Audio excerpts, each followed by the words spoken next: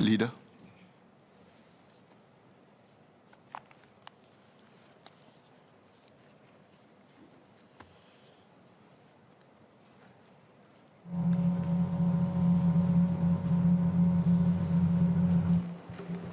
Mr. Chairman, I thank the nominated member for his very pertinent speech, which was both thoughtful and incisive.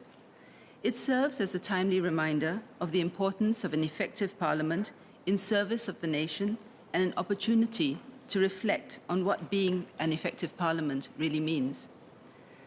Parliament is where the government is held to account, where issues of national importance are debated and matters of public interest are explained. It is where our laws are made and also where the direction of the country is set and the future of our people is determined through the bills and the motions that MPs vote on.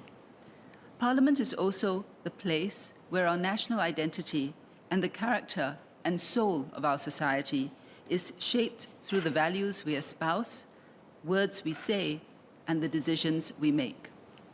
Thus, what we say and do in Parliament has a profound impact on the lives of Singaporeans and the future of Singapore.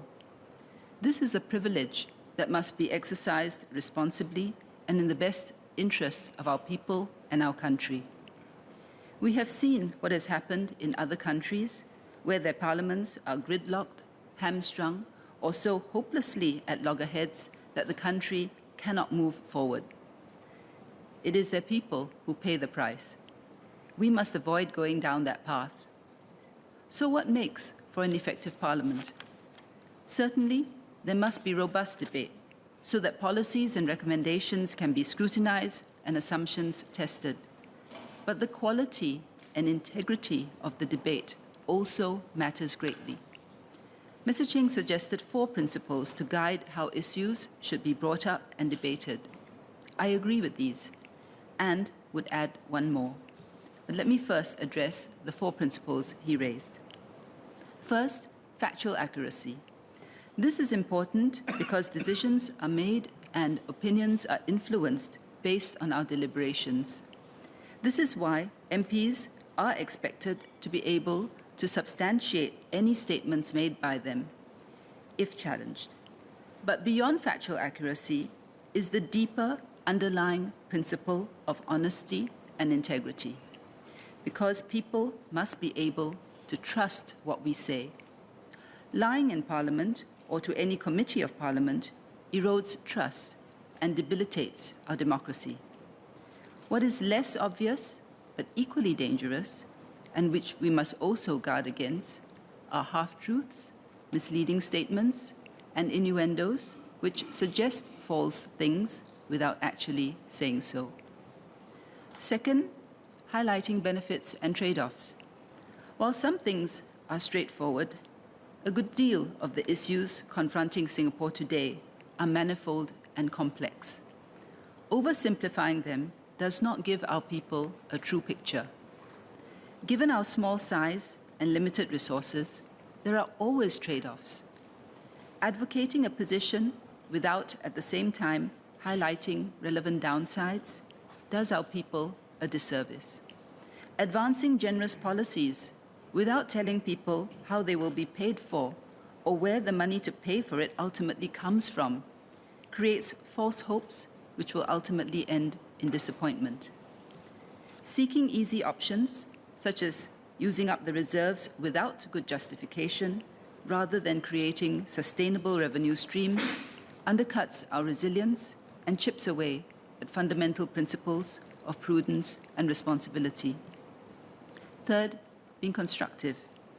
It is par for the course that matters brought before the House should be vigorously debated, questioned, and scrutinized.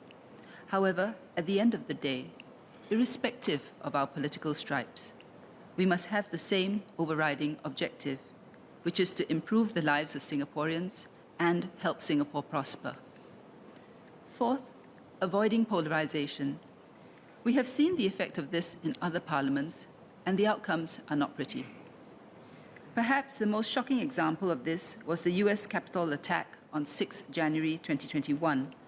Those were scenes we never expected to see in America, the bastion of democracy.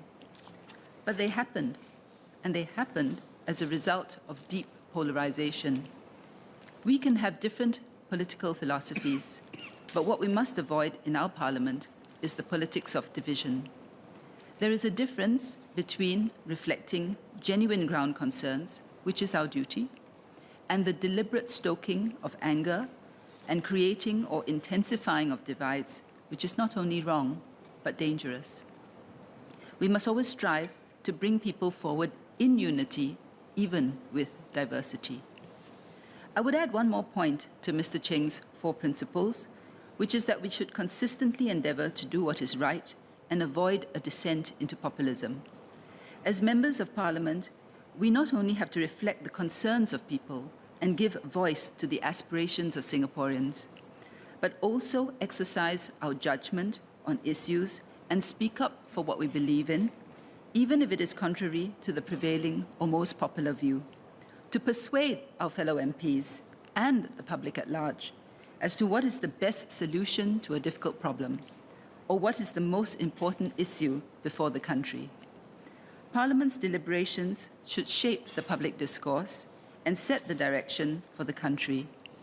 We have to think not only about the here and now, but also for the future. We must think not only for one group, but for all Singaporeans.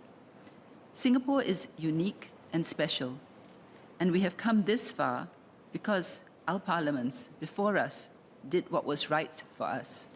That task is now ours, and we must discharge it to the best of our abilities.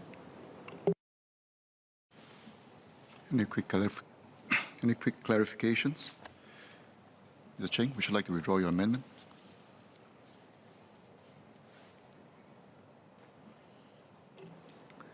Thank you, Leader of the House, for the response to my cut. Chairman, I beg leave to withdraw my amendment. Is the honourable member given leave to withdraw the amendment? I think leave of the majority is given. The amendment is withdrawn. The question is that the sum of $48,528,000 for head F stand part of the main estimates. As many as are of that opinion say aye. To the contrary, say no. I think the ayes have it. The ayes have it. The question is that the sum of $2,883,200 for head F stand part of the development estimates. As many as are of that opinion say aye. To the contrary, say no. I think the ayes have it. The ayes have it.